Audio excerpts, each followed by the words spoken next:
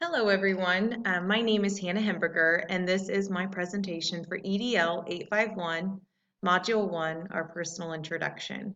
I was born and raised in Argonia, Kansas, which is a super small town southwest of Wichita. It's a town of about 500 people, but we are very famous. We are home of the first woman mayor, Susanna Medora Salter. So we are in the textbooks of Kansas history for that. The picture on the left is a picture of my family. I have 10 brothers and sisters and 12 nieces and nephews. And so I always tell people the reason I am the way that I am is because I grew up with a very big family. But I also feel like that they have helped shape me to be the person that I am today. The picture beside that one in the Chiefs is a picture of my boyfriend Aaron and his kids Erilyn and Trace. I'm a complete Chiefs bandwagoner fan. I was not a fan until I started dating him, but I thought the picture was cool, and we won the Super Bowl, so that was awesome. I miss Manhattan. I was there for 7 years before I decided I wanted to move back home. I miss it. I love to go back and visit. I'm a big K-State fan. I bleed purple. Purple is my favorite color. And so that just a little bit about me there. I'm very active. I love the outdoors. I love to run still. I try to work out whenever I can. I used to coach volleyball before I moved to my new teaching position this year and wasn't in the same town anymore. But I do coach little kids, rec volleyball, and I love it so much. That's probably something that I will go back to once I get all finished with school, is going back to coaching. My educational background, I attended Kansas State University for my bachelor's degree in elementary education, and then I got my provisional endorsement in special education.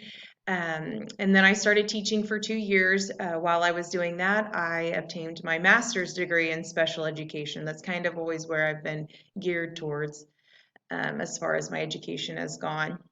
And then now I'm attending Fort Hays State University and pursuing my master's degree in educational leadership.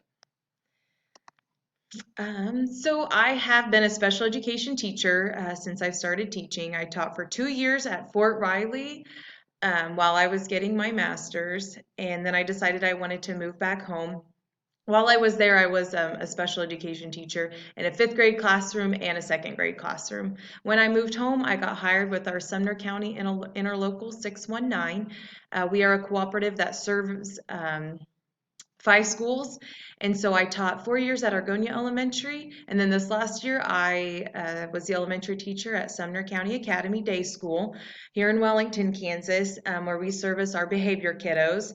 And then this next year, I will be the lead teacher here at the day school while I am working on my master's degree.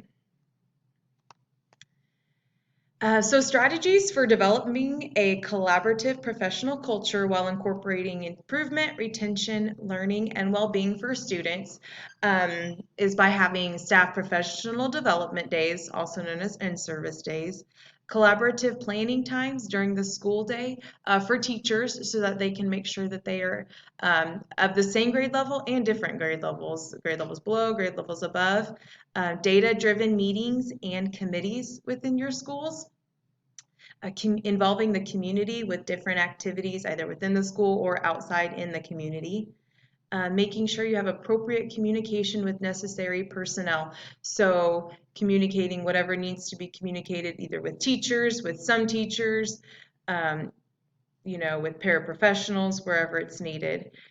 Continuing education and training, so making sure that staff are attending the trainings that they need to stay up to date. And then collaborative efforts towards the school mission and vision statements. So making sure that all staff members are aware of the mission and vision statements and are working towards those. Healthy and effective professional culture. So incorporating this within your school. As far as relationship goes, taking interest in those that you work with, so being just naturally interested in what they are doing, finding out your similarities and differences with each other, working with colleagues that they like and enjoy, and then actively listening to one another. So my quote below that is, no significant learning can occur without a significant relationship. And I think that this needs to happen within staff members and then also staff to students. For trust, do what you say you're going to do. So having follow through, that is probably one of the most frustrating things, is when people say they're going to do something and then they don't do it. Avoid gossiping. And that goes right along with confidentiality. So making sure that whatever you're told or you are telling, that you're telling it to the right people and who needs to hear it. And then standing by your beliefs and your values and making ethical decisions. And my quote below this one is, friendship is built on two things, respect and trust.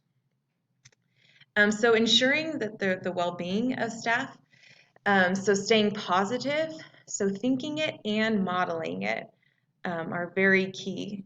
Be a glass half full innovator. I am very, very big on that quote. Helping each other out and doing favors for each other. So you help somebody out, then they're going to help you out when you need it. And then just build one another up, celebrate the achievements. And then my quote below this one is, the best thing you'll ever do is believe in yourself. I believe in teamwork, giving it your all, picking up the slack when others are struggling, working together, not against each other, and then just being appreciative and grateful for those that you get to work with. And then modeling and modeling and modeling is so very key. My quotes are, teachers have three loves: the love of learning, love of learners, and the love of bringing the first two together. And then the next one is, they don't care how much you know until they know how much you care, which I feel like is very important as we work with our students day to day. Thank you.